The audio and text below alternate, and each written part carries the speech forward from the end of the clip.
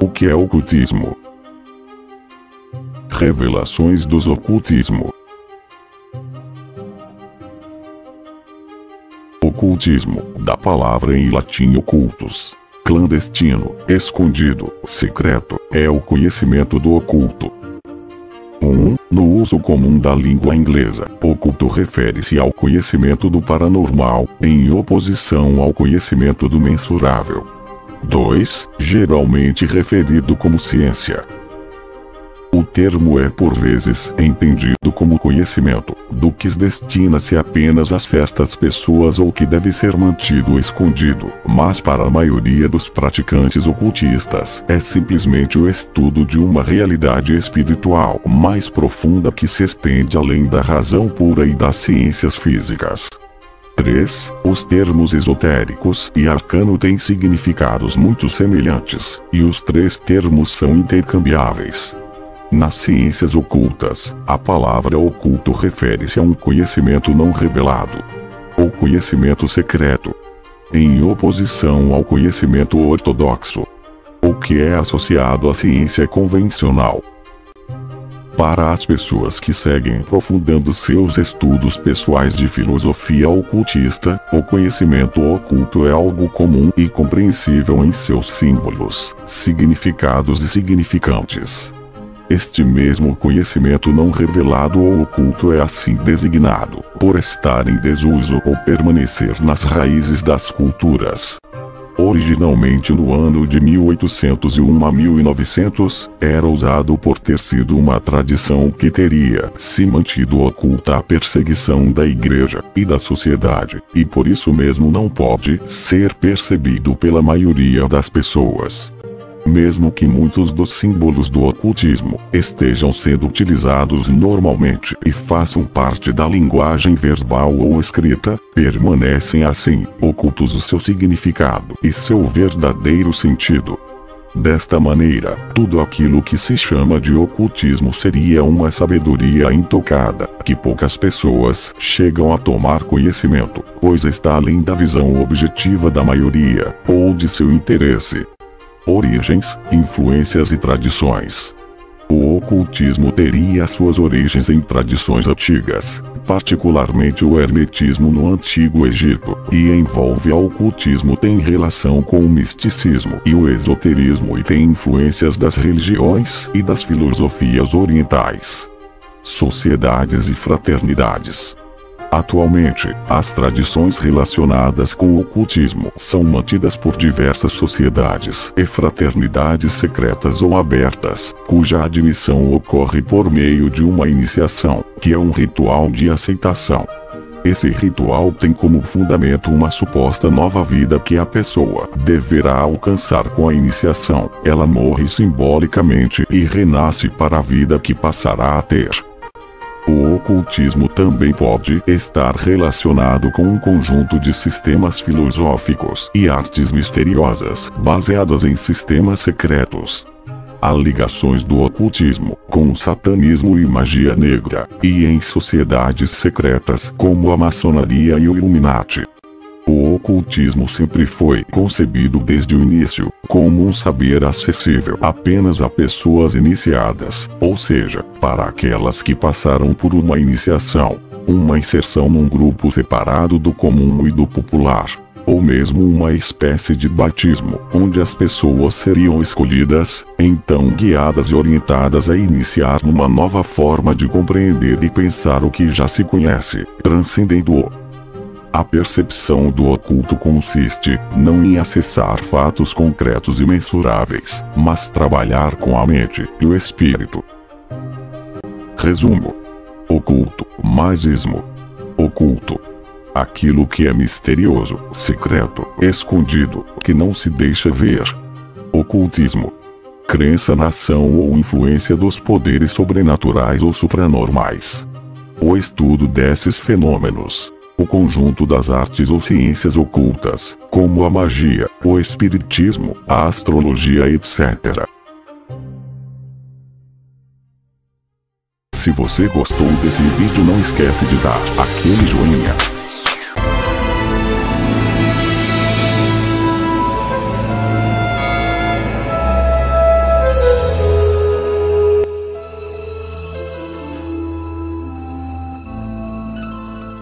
Existem poderes sobrenaturais capazes de predizer o futuro ou influenciar os fatos?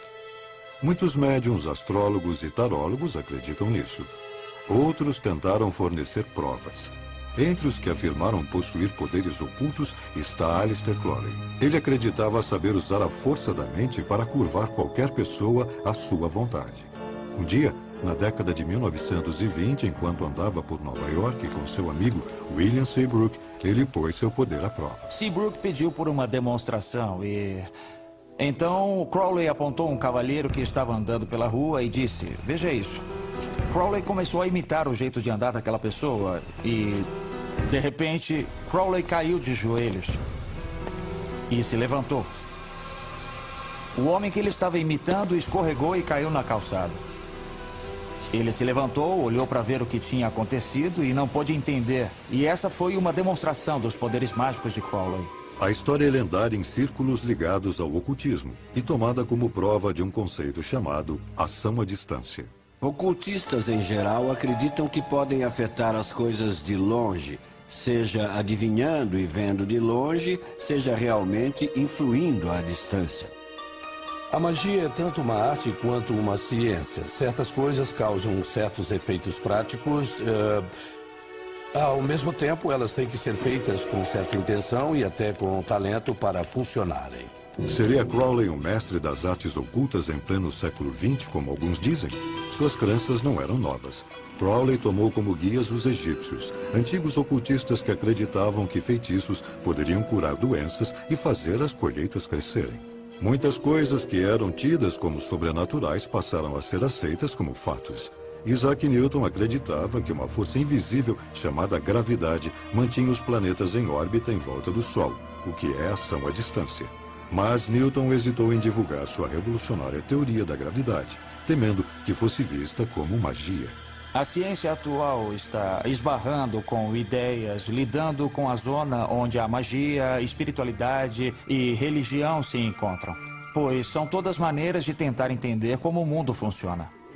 Oculto significa secreto ou escondido, e seus primeiros mestres eram vistos como verdadeiros magos, mas também são os primeiros cientistas. Suas descobertas nas artes ocultas da astrologia e alquimia foram o berço das disciplinas científicas modernas. Voltando para os tempos antigos, não havia ciência. Então, os magos e os alquimistas e os proto-matemáticos também estavam fazendo ciência, assim como faziam literatura, filosofia, cosmologia e religião. Não havia separação entre essas coisas. Com o nascimento do que chamamos de ciência moderna, a ciência e o ocultismo seguiram por trilhas separadas. Muitos ainda veem o oculto com suspeita, mas a ciência moderna vem trabalhando à beira do sobrenatural, tentando desvendar mistérios que instigaram os primeiros magos. Físicos sérios estão considerando a viagem no tempo. Físicos sérios estão considerando universos paralelos. Físicos sérios estão tentando entender as 11 dimensões da teoria das cordas. E quando chega nesses domínios, você começa a olhar para o mito e para o pensamento mágico, o pensamento quase surreal, como um jeito de falar sobre tais questões. Foram os primeiros mestres ocultistas, os guardiões de segredos que a ciência moderna está apenas começando a redescobrir? A trilha do ocultismo começa no Egito, 5.000 anos atrás, um pouco antes da ascensão dos grandes faraós, da invenção dos hieróglifos ou dos pictogramas. Os egípcios documentavam sua história e religião e desenvolveram sistemas complexos de astronomia, astrologia e geometria. Eles acreditavam que o poderoso conhecimento vinha do deus Thoth. Thoth, ou Tahut, era o deus egípcio da magia. E mais do que apenas o deus da magia, era o deus da escrita, da astronomia, da matemática e da ciência.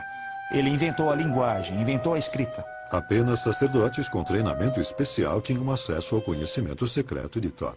Imhotep, construtor da primeira pirâmide, foi um dos escolhidos. Thoth era considerado aquele que nos deu a escrita, os números e as artes de autoconhecimento através de trabalhos com a consciência. Há quem pense que ele era uma pessoa que foi deificada por suas realizações. Outros acreditam que era uma entidade mística desde o início. As lendas dizem que o livro de magia escrito por Thoth continha segredos dos deuses. Considerava-se que o livro de Thoth estava situado no plano astral. Ele não era um objeto físico, mas algo a que você só chegaria numa verdadeira viagem de consciência. Então, provavelmente é uma das mais antigas ocorrências de mediunidade, onde um indivíduo poderia atingir um estado especial da mente e contatar a energia de Thoth, onde pudesse encontrá-la e ser guiado por esse tipo de consciência multilingüe e multicodificado. Se você for descrever o livro de Thoth, você pode muito bem olhar uma construção como a pirâmide ou a esfinge e dizer que os ensinamentos ali contidos são páginas do livro de Thoth. Portanto, todas as medidas, todas as palavras, todos os conceitos são parte do livro de Thoth. Mas o livro de Thoth jamais foi encontrado.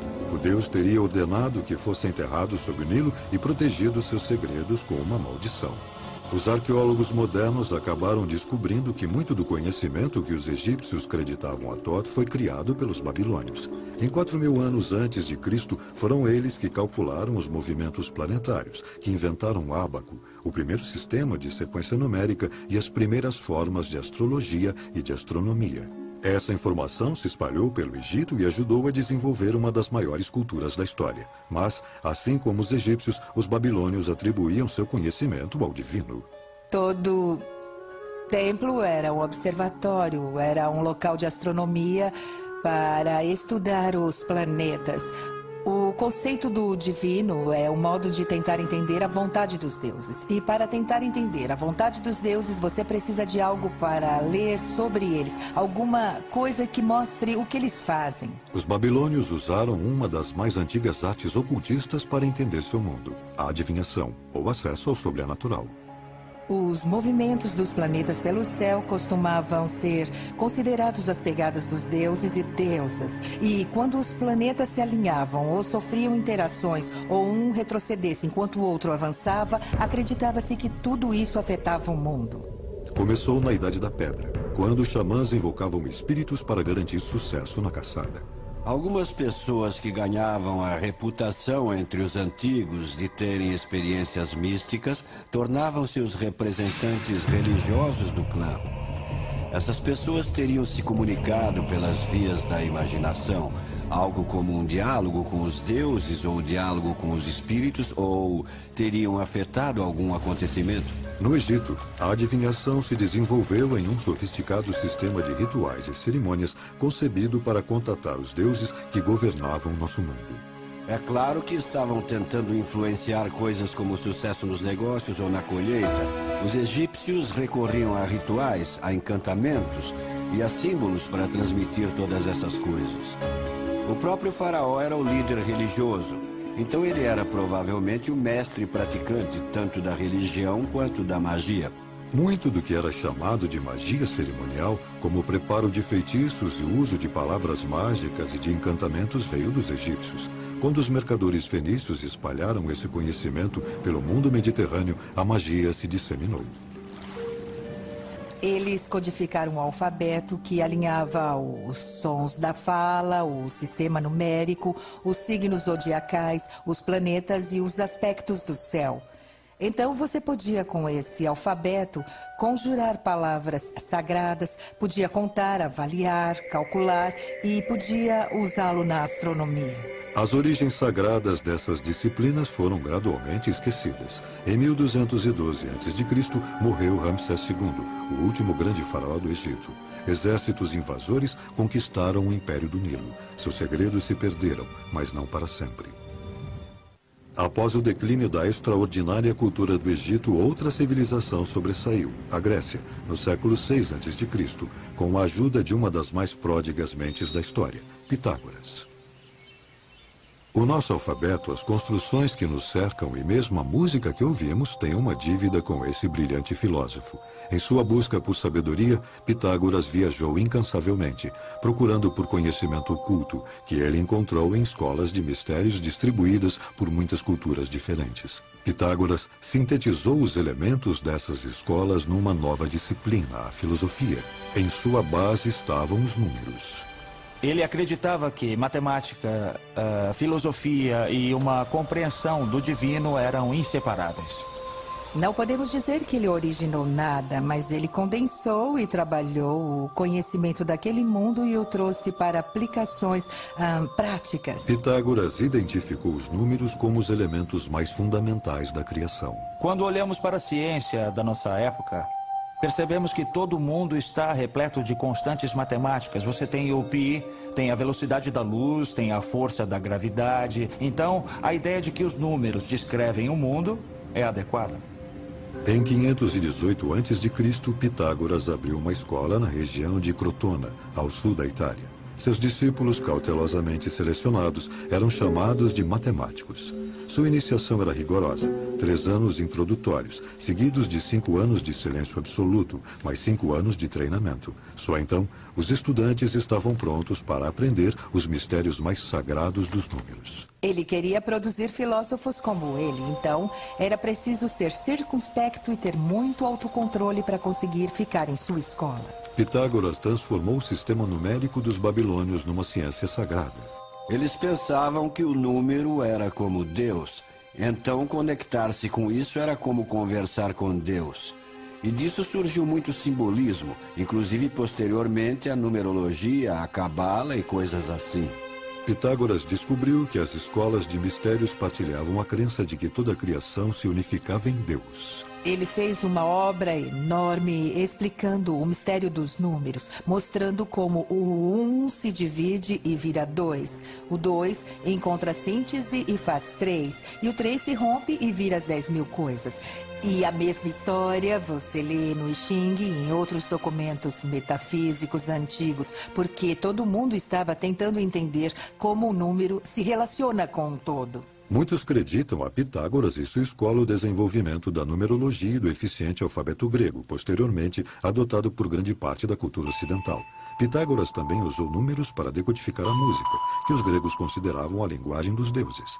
Ele inventou o monocórdio, que definiu a proporção numérica das escalas musicais. Pitágoras acreditava ter solucionado os mistérios do universo. Mas também havia a ideia de uma música das esferas, a ideia de que o próprio céu estava tocando uma peça de orquestra.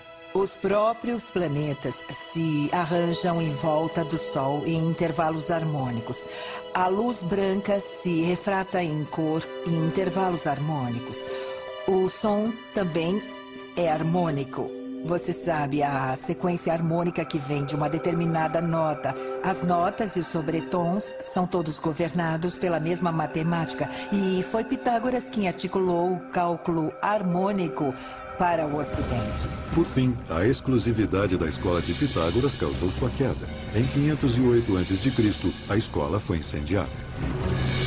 Chegou a um ponto em que suas escolas foram atacadas e destruídas, seus seguidores foram mortos. Pitágoras teve que fugir para o campo e morreu, e ninguém sabe o que aconteceu. Alguns acham que ele cometeu suicídio, mas é um mistério, ninguém tem certeza. A sociedade foi perseguida até a sua extinção. Gerações posteriores de gregos se pautaram na filosofia de Pitágoras e Aristóteles a transformou em ciência. Mas então veio o cristianismo, e nos 1000 anos seguintes, a religião cobriu de sombras a ciência e o ocultismo.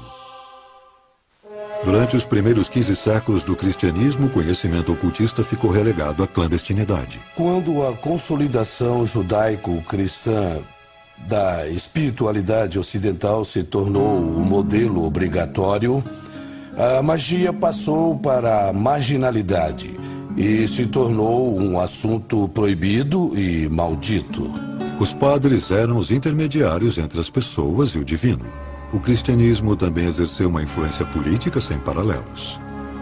A igreja havia desenvolvido uma hierarquia, assim como a ideia de que Deus falava através do Papa, que transmitia seus desejos para os demais. A igreja também se firmou através de alguns monarcas. A igreja insistia em seu acesso exclusivo à autoridade divina. Como em qualquer situação, se todo mundo pode fazer, então você não pode dizer que seu grupo é bem especial. Por séculos, a Europa Ocidental viveu sob o controle da igreja. Na Idade Média, a magia se tornou um ato de rebeldia perpetrado como um ato anticristianismo contra a autoridade da igreja. A igreja perseguiu os ocultistas, condenando-os por acreditarem que o indivíduo poderia ter acesso direto a Deus. Eles pegaram todo o conceito de hierarquia clerical, os padres, a própria igreja como local de culto e disseram: não, você não precisa de nada disso. O que você precisa é procurar dentro de você pela faísca divina. Mas no século XIV, o ocultismo viria a se reerguer.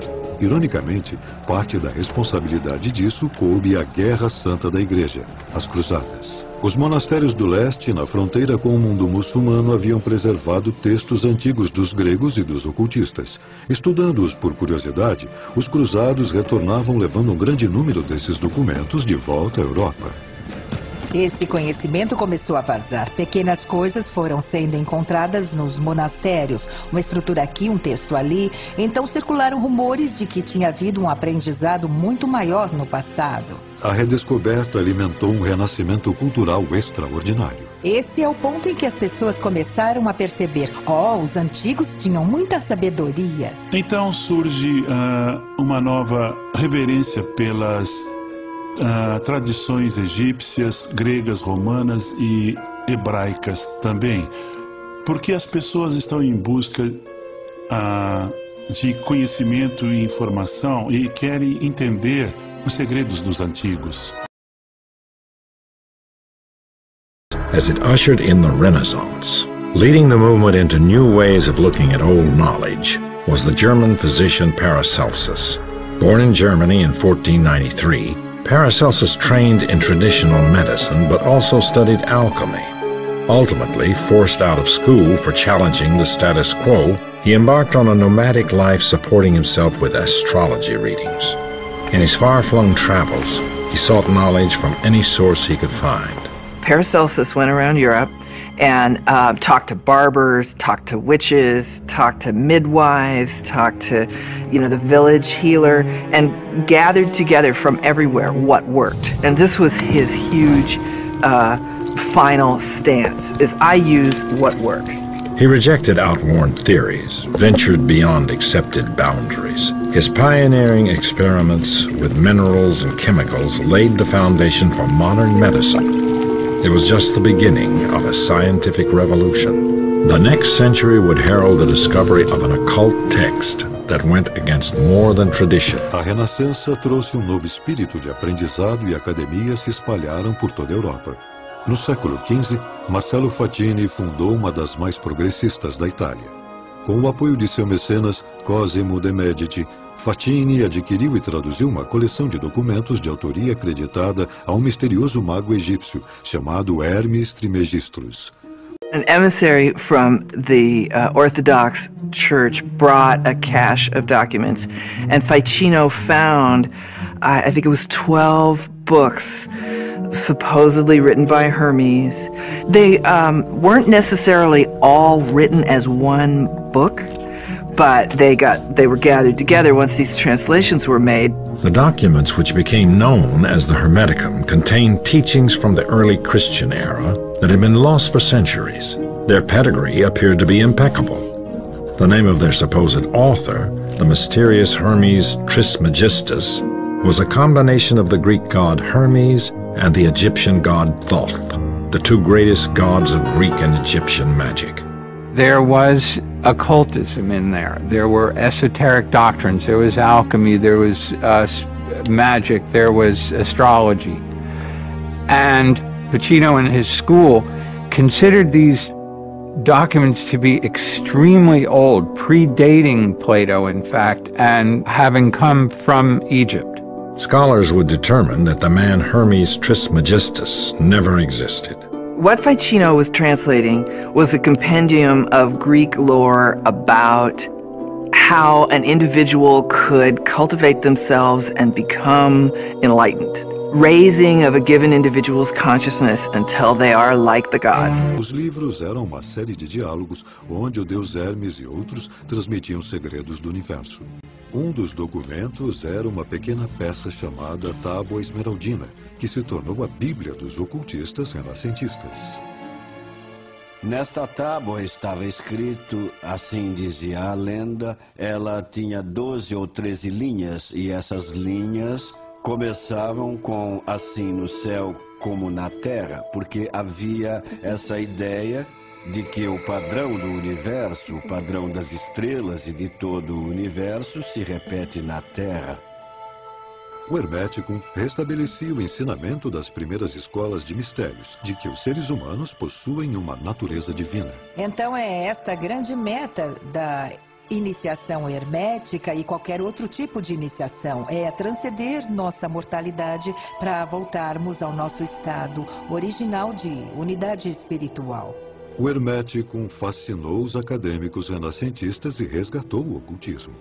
Poderia a ideia de que os seres humanos têm um canal direto com Deus suplantar a autoridade da Igreja? A descoberta do Hermético durante a Renascença criou uma nova geração de ocultistas. Eles procuravam combinar religião, ciência e magia, uma perigosa empreitada numa sociedade regida pelo cristianismo. John Dee arriscaria sua vida para estudar tais lições. John Dee foi um gigante. John Dee foi a encarnação do ideal de um ser iluminado, de um ser que teve a compreensão espiritual de seu papel e missão de vida. E era dotado de uma inteligência superior. Mas, como Pitágoras, ele pagaria um grande preço por ousar investigar a sabedoria dos deuses. Como bom renascentista, Dee seguiu os passos de Paracelso. Ele se valeu da experimentação e se tornou um cientista talentoso, inventor, matemático, criptógrafo brilhante e pioneiro no campo da navegação. Mas ele também era um ocultista, era um feiticeiro, um astrólogo, era astrólogo pessoal da corte da Rainha Elizabeth.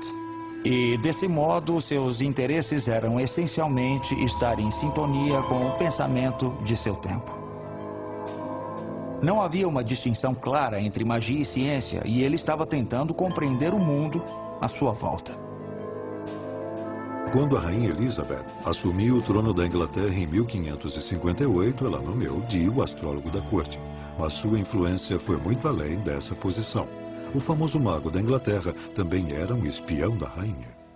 Ele se envolvia em intrigas políticas. Ele era um aliado de confiança da rainha, mas também trabalhava nos bastidores em toda a Europa para ajudar a diminuir o poder da Igreja Católica e colocar o poder da Igreja Protestante em seu lugar. Guiada por Dee, a Rainha Elizabeth legitimou oficialmente a ciência oculta mais significativa da Renascença, a alquimia. Os alquimistas tinham duas metas: curar doenças e transformar metais básicos em ouro. Eles acreditavam que obteriam sucesso ao encontrar a pedra filosofal, um agente místico que também levaria os alquimistas a um elevado estado de consciência. Era uma abordagem para tentar entender como o mundo físico trabalha. A prática da alquimia foi a precursora da química moderna. A alquimia existia desde os antigos egípcios, mas nas mãos dos cientistas renascentistas atingiu outros patamares. Tudo o que sabemos e fazemos hoje na ciência moderna foi desenvolvido pelos alquimistas. Técnicas de laboratório eram parte da tradição alquímica. A observação de resultados e o método científico são filhos da alquimia. Os alquimistas estavam na vanguarda da ciência. Eles descobriram o fósforo, o zinco, a destilação do álcool, a natureza microscópica das doenças. Eles foram os primeiros a entender como o sangue circula no corpo. A igreja via seus experimentos heterodoxos e avanços científicos com suspeita crescente. Estavam acelerando o que a natureza faz, acelerando a velocidade da transformação dos metais, acelerando a velocidade da interação das substâncias e ampliando a consciência. E a igreja achava que você não podia acelerar as criações de Deus sem recorrer aos demônios. À parte seu trabalho com alquimia, a verdadeira paixão de Dee no ocultismo era a adivinhação. Ele acreditava que podia aplicar métodos científicos para se comunicar com seres sobrenaturais. A obsessão de Dee por contatar anjos teria consequências desastrosas. A arte de manipular objetos como ossos, folhas de chá e cartas de tarô vieram do leste muçulmano no século XIV e se tornaram um método popular de predição. Mas Dee usava um método chamado de cristalomancia. Confiava na bola de cristal para visualizar informações sobrenaturais. A cristalomancia é uma técnica muito antiga. Usa-se vidro, espelho, reflexo da água, tudo que tem uma superfície refletora. Tenta-se ver não apenas as coisas materiais, mas as coisas espirituais também. Os esforços de Dee fracassavam até o dia em que um jovem chamado Edward Kelly apareceu à sua porta. Kelly parecia ter talento para ver o mundo das sombras. A técnica consistia em Edward Kelly olhar para um cristal de ametista, descrevendo o que via, enquanto John Dee registrava essa comunicação. Kelly começou a receber mensagens dos anjos. Eles falavam numa linguagem chamada enoquiana, do livro bíblico perdido de Enoque. Essas transmissões são exemplo da prática mediúnica que os seguidores da nova era hoje chamam de channeling. O que Dee e Kelly faziam era pura novidade. Não era baseado na tradição. Ele parecia estar falando uma nova língua.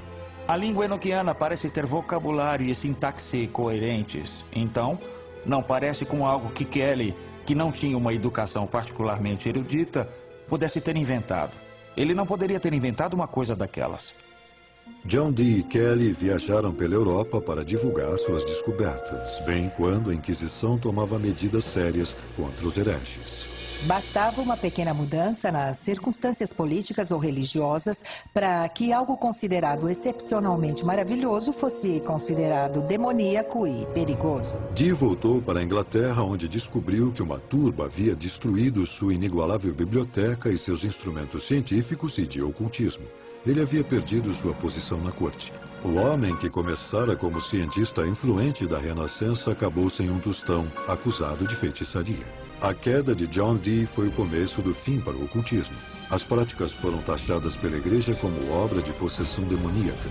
Do século XIV ao século XVI, mais de 40 mil pessoas foram executadas por bruxaria. As ideias ocultistas se enclausuraram nas sociedades secretas, como a maçonaria e a Rosa Cruz. Eles começaram a entrar em irmandades secretas e outras organizações porque eram ideias muito poderosas e perigosas. Perigosas para o status quo, perigosas para a religião dominante. Então, há elementos de segredo e de marginalidade associados a esses temas. Esses portos seguros começaram a florescer por toda a Europa. Sociedades secretas foram fundamentais para a nova era do iluminismo, que tomou a Europa no século XVIII e ajudou, inclusive, a fundar a democracia norte-americana. A participação nessas organizações caiu drasticamente em meados do século XIX, quando as pessoas se voltaram mais para questões cívicas do que para o ocultismo.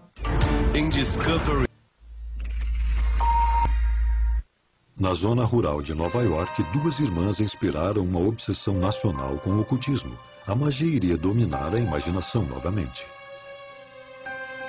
Em 31 de março de 1848, as irmãs Leah e Margaret Fox declararam publicamente que haviam entrado em contato com espíritos do além. Quase que da noite para o dia, os norte-americanos tornaram-se fascinados pela comunicação com os mortos. As irmãs Fox usavam uma técnica chamada sessão, que logo se tornou um dos passatempos mais populares do país. As pessoas se reuniam em quartos escuros com um médium que tentava entrar em contato com o mundo dos espíritos. Havia pandeiros e sinos que soavam e os médiums eram capazes de liberar ectoplasma pelas narinas e pela boca. Era uma substância espiritual que permitia aos espíritos dos mortos se manifestarem ou até aparecerem. Em outros casos, o médium se tornava um conduíte, um canal pelo qual os falecidos podiam falar. Muitos espiritualistas acreditavam que chegariam a uma prova científica da imortalidade da alma e ganharam um grande ícone quando a russa Madame Blavatsky chegou em Nova York no ápice da popularidade do espiritualismo. Ela logo se tornou a autoproclamada decodificadora dos antigos segredos ocultistas. Ela cresceu numa maravilhosa biblioteca ocultista que seu pai havia reunido. Ela entendia as conexões entre diferentes culturas, ensinamentos espirituais e estava tentando corrigir os erros do cristianismo ao importar misticismo e espiritualidade de outras culturas. Nascida na Ucrânia em 1831, numa família da baixa nobreza, Blavatsky se casou cedo, mas abandonou o marido para passar 10 anos viajando pelo mundo. Ela afirmava ter estudado com místicos da Índia e do Tibete. A médium exótica apreciadora de charutos se tornou sensação nos círculos ocultistas. Ela não aceitava limite algum. Ela era uma das pessoas mais eruditas que alguém poderia conhecer naquela época, mas ninguém entendia como um intelecto tão poderoso está num corpo de mulher, mudando tudo que se conhece e produzindo tamanha inspiração. As sessões de Blavatsky eram o assunto de Nova York. Cartas misteriosas apareciam, escritas por líderes espirituais que ela chamava de Grande Fraternidade Branca. Blavatsky não foi capaz de não se aproveitar da popularidade de suas sessões para defender sua própria causa. Ela usou as sessões para um efeito bem espetacular, para materializar cartas escritas por mestres falecidos como instruções que eram passadas a ela. A fraternidade ditava os livros que se tornaram o fundamento de uma nova ciência do misticismo, a teosofia. Blavatsky escreveu 2 enormes coleções essenciais, Isis sem véu e a Doutrina Secreta, que pretendiam ser os ensinamentos, as lições secretas dessa fraternidade do Oriente, da escola de mistérios de iniciação. E ela transformou totalmente o panorama da civilização ocidental ao introduzir tais conceitos. Ela foi uma pioneira ao trazer ideias do esoterismo oriental para o Ocidente. Ela se focou nas semelhanças entre cristianismo, hinduísmo, budismo e outras tradições espirituais, defendendo que há, de fato, uma tradição por trás de todas as crenças espirituais do mundo. Blavatsky entendia seu trabalho como ciência espiritual e teceu conexões entre avanços científicos da época e crenças ocultistas. Ela divulgou a antiga visão mística oriental de que a essência do universo não é matéria, mas energia, o que antecipou descobertas da física moderna. Blavatsky também recuperou as crenças orientais de reencarnação e karma. Adquirindo rapidamente muitos seguidores, ela criou a Sociedade Teosófica. O termo teosofia que Blavatsky... Ou a Sociedade Teosófica. O termo teosofia que Blavatsky cunhou vem de 2 palavras de origem grega. Uma é theos, que significa Deus, e sofia, que é sabedoria. Então, a Sociedade Teosófica ensinava a sabedoria sagrada. A Sociedade Teosófica se espalhou por todo o mundo e ainda existe em muitos países. Blavatsky foi saudada por seus seguidores como a mãe da nova era. Mas, apesar de seu grande carisma, ela foi vítima de seu próprio sucesso. Enquanto ela se tornava famosa, o negócio do espiritualismo e da mediunidade, em especial as sessões onde você contatava seus ancestrais, ganhou espaço em todo o mundo ocidental e ela achou que aquilo era charlatanismo. Então, ela quis representar um modelo que se destacasse daquilo e falasse a verdade dos grandes temas. Mas, infelizmente, no fim, ela se reduziu àquilo que tentava combater. Em 1885, Blavatsky foi investigada pela Sociedade Londrina de Pesquisa Psíquica. Eles concluíram que suas sessões eram armadas, que as cartas não apareciam magicamente do outro mundo. Haveria um aparelho com molas no quarto acima da câmara e bastaria que alguém colocasse uma carta no aparelho para ela deslizar de um andar ao outro e se materializar em suas mãos. Apesar de muitos seguidores devotos se recusarem a abandonar a teosofia, Blavatsky estava manchada pela fraude. Ela morreu logo depois. Seus seguidores estabeleceram um novo quartel-general na Índia, onde a teosofia prosperou. Um jovem devoto, Krishnamurti, foi identificado como um mestre reencarnado e designado para conduzir a sociedade teosófica ao século XX. A síntese de Blavatsky entre espiritualidade ocidental e oriental ganhou novo terreno no ocultismo. De ver.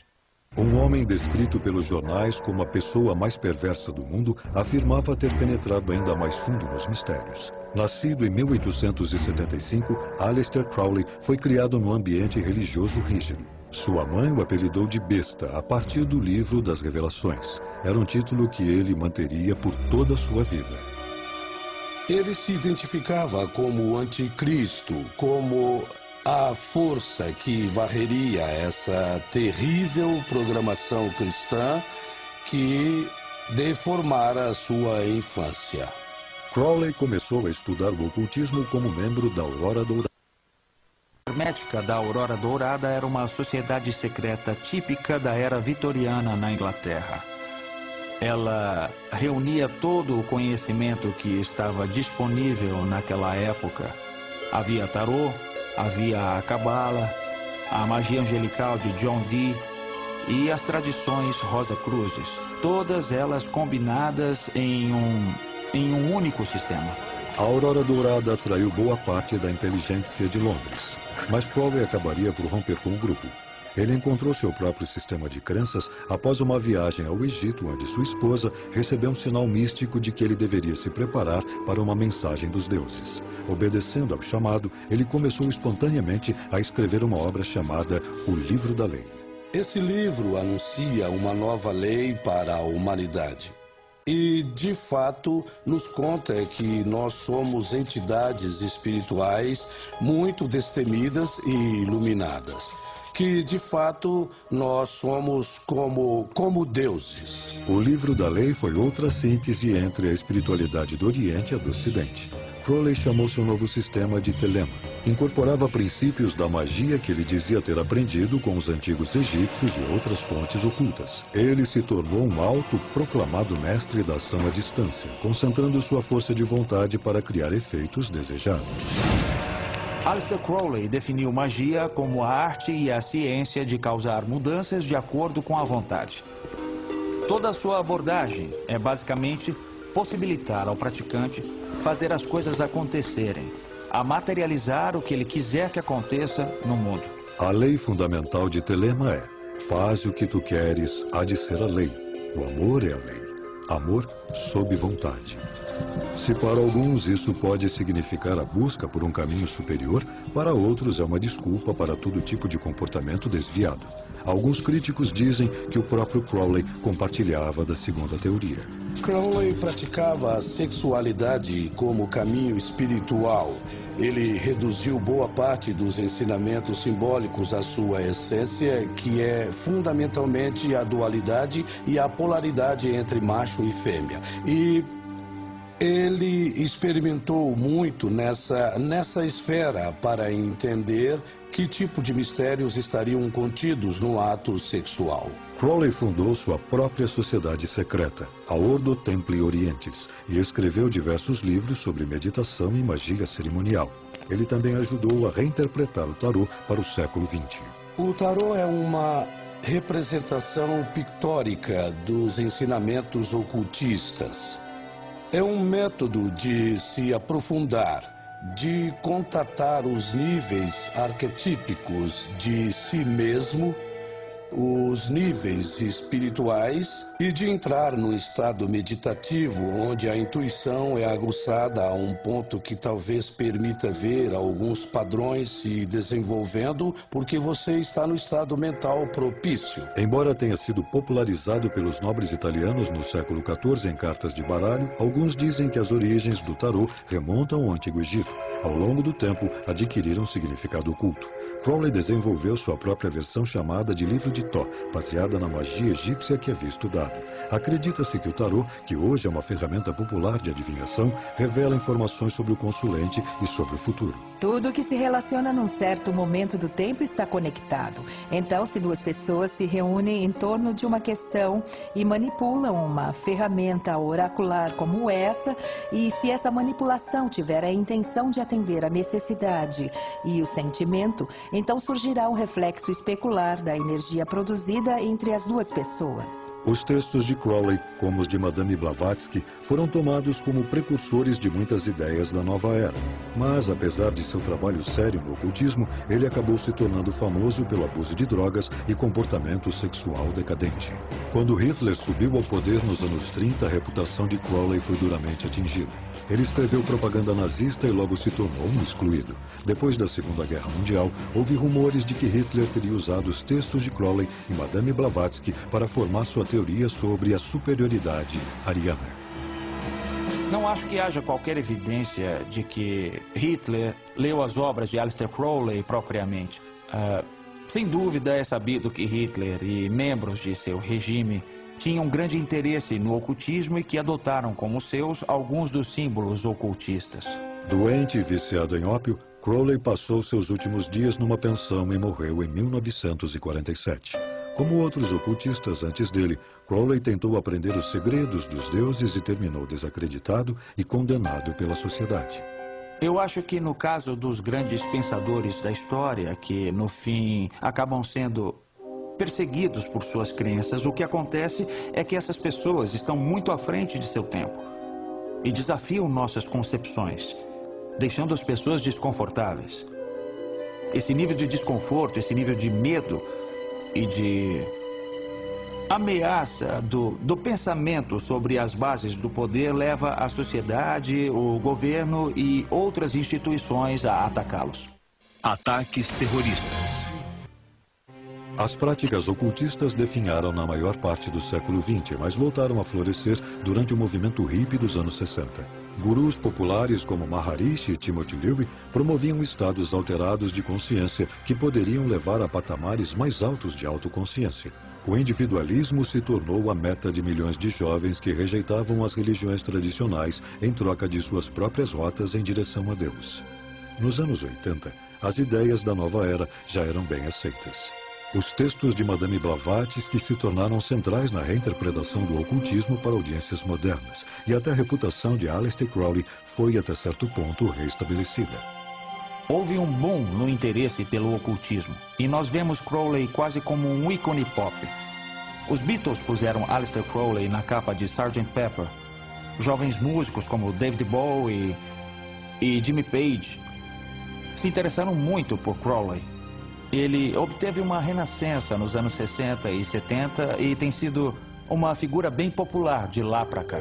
Os sistemas de crenças ocultistas são hoje adotados por milhões de seguidores da nova era, que escolhem a dedo do vasto leque de conceitos os que melhor se encaixam em cada estilo e espiritualidade individuais. Ainda assim, o ocultismo continua sendo visto com suspeita. Muitos dos praticantes o descrevem como uma moderna busca mística. A busca mística é o processo pelo qual seres humanos, limitados pelo espaço e pelo tempo, podem transcender suas contingências e sua história e atingir uma consciência divina ou macrocósmica, e que é o processo de se tornar imortal, ou seja, deixar para trás o corpo físico para conseguir se identificar com esferas mais vastas da realidade. Estamos cercados de riqueza The material. holistic philosophy of New Age beliefs continues to grow in popularity. We're surrounded by material wealth and technology, and we feel like we've lost something. We've lost that connectedness. We've lost the understanding of our human roots. And a lot of the interest in New Age. O desejo de reconectar-se com essa história, de nos fazer sentir mais completos, mais espiritualizados, mais conectados, mais cientes da paixão e do significado da vida. E o que começou como magia ocultista influenciou o mundo da ciência. Há tentativas das mais legítimas de entender como o mundo funciona. Não haveria astronomia hoje em dia se os antigos astrólogos não tivessem estudado o céu. Não haveria química hoje em dia se não fossem os alquimistas. Havia segredos que eles pensavam se referir ao segredo da vida eterna. O segredo de se livrar das doenças, os grandes segredos de transformação, por exemplo, do chumbo em ouro, que não era a única meta. Talvez uma das transformações seria a do ser humano num Deus na Terra. E é uma coisa maravilhosa que agora tenhamos a física de partículas, com pessoas pensando que a vida é pura energia. E que talvez haja uma conexão entre todas essas ideias. Talvez o poder de se tornar Deus seja a habilidade de transformar a si mesmo. A medicina e a ciência se beneficiaram do legado do ocultismo. E no futuro, o que chamamos de magia pode ter um papel em descobertas ainda maiores. No campo da ciência, temos uma cultura de especialistas muito focados em áreas particulares. Então eu acho que alguma coisa da natureza holística do passado é necessário para fazer a revolução que nós ainda não conseguimos fazer na ciência. As crenças podem nos cegar. Sejam crenças religiosas ou crenças científicas.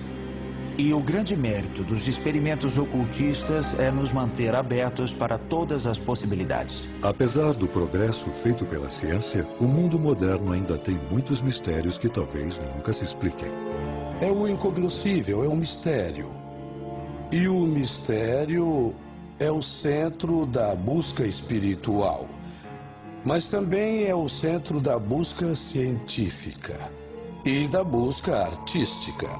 É para isso que estamos na Terra, para perseguir esse mistério. Como os primeiros ocultistas, os cientistas modernos vão continuar procurando maneiras de adivinhar os mistérios do mundo e as forças que o criaram.